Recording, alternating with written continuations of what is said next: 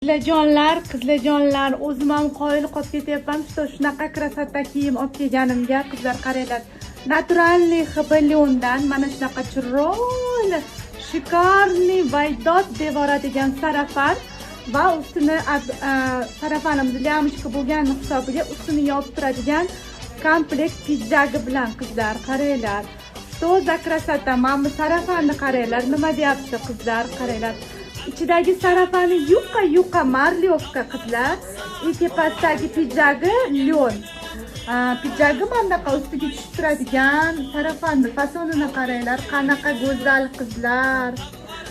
Ranglari 4 xil, 5 xil rangda bor, klientlar bor, hozir poylab turibdi.